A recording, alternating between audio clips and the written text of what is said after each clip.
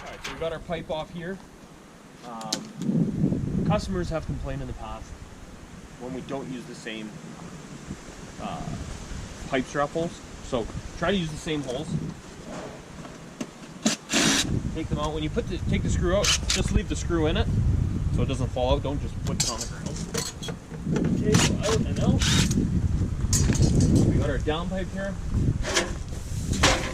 I'm gonna put a screw in the top.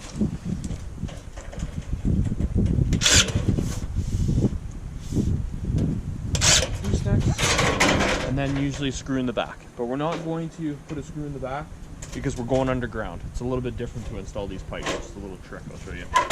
So we'll take that gooseneck off. Now, with upgraded 3-inch pipe, this pipe is a little too big. A little bit too big for this underground. You can see that. So, these are called Nathan pipe crimpers.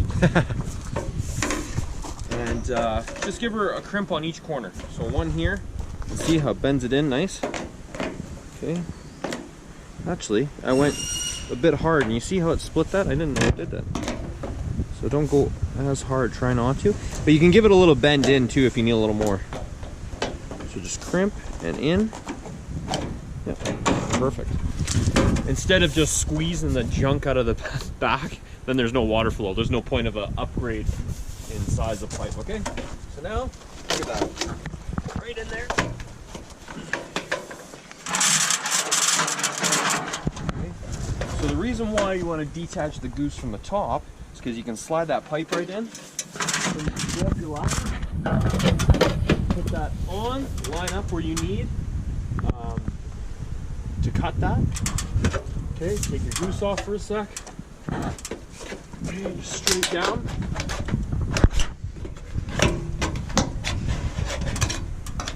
Pull that apart, snip the back seam, pull right around.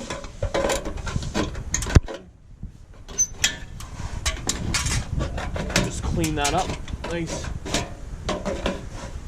and straight. Now you can put your goose back in. Okay, screw in the back, make sure it's nice and tight.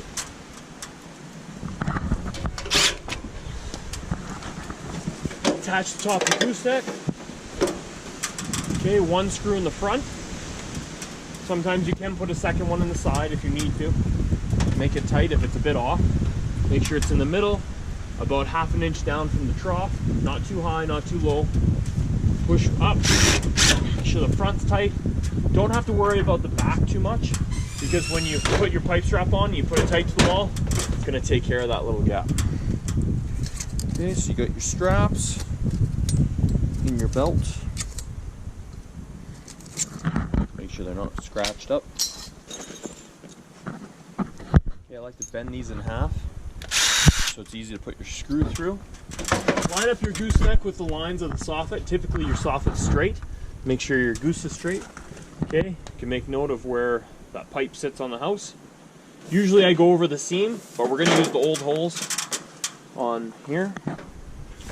So we're going to use that old hole. And I might as well put... Let's do this one. Okay, wrap around. And screw in the middle. Just like that, make sure it's straight. Good. Now these underground have flex hoses on them, so it makes it really easy. Usually it's not that easy. You can just tuck this back on after. Just popped out. 2 straps on every single pipe that you do is a must and a rule, so that it doesn't wiggle in the wind. Even if it's a tight PVC pipe, they usually always try to put 2 straps on. So we're going to go the same hole. And if the old hole is a little bit off-centered, you can see how it favors this side. You can always move your screw over in the strap to make your strap a little longer, because you can see when I wrap it, it's barely going to be in the middle there. It'll just work, so I can put my screw in the middle. Don't want to put it off to the side. Just everything centered, nice and clean. And that's what gets you the referrals. Okay, we can put a screw in here so that pipe doesn't slide off when we get a downpour. You can see how it slid off before. And that's it. See, it's nice and straight on the soffit. The gooseneck's nice and straight. And this is spaced evenly on the siding. Pretty close anyways. And that's how you do the pipe. You are a legend. So here we have a pipe on a cantilever. I changed the pipe to go down here. Now, what I understand why they didn't go down that corner, even though it's a few inches difference, they didn't want it eroding this hill here. Didn't want it eroding that. So they put it towards the flat side. But now they see that it's a low area in here. So they have the extension running out into the trees so it goes down. So we left it the same. Gonna reattach that wire up there. And yep. So go up, tack the top. First, cut the lower, bring your ladder down, then put the lower section of pipe on with your flip up and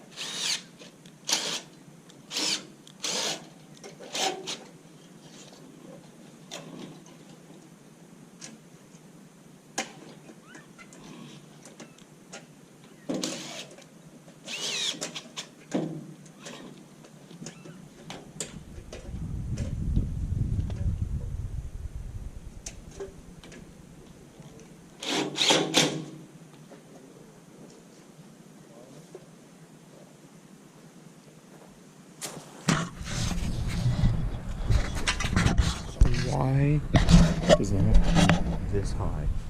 Look at chest height here. Oh, you can see.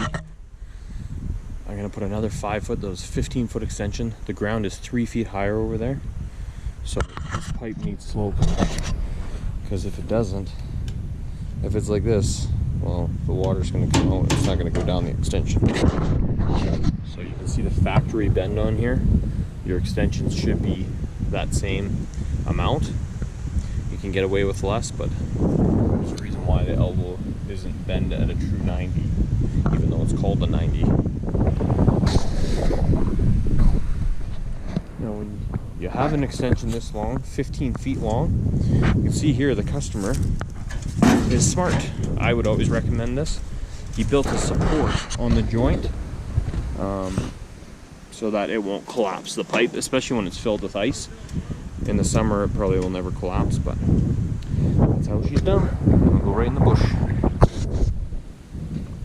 So when you can't put a true hook or a strap at the top of the pipe because the extension's way too long or so what you're gonna do, you see the bend in the strap, probably about a 3-inch piece. Cut the little pits off, which is very, very small. Then notch it. So it's going to be notching this way, straight cut, then angle. So when it comes on your screw. The higher it is, the more leverage you have, but it has to be reachable. Customers, even short people. Screw into the downpipe first, then into the flip. Okay, the second screw isn't all the way in. You can see that there. Okay, you can see why we need a straight cut there. I'm going to touch that up. The strap's scratched a bit. So this has to be the first cut straight, then that angle. So that is, if you angle this cut here, it's not going to hook and hold.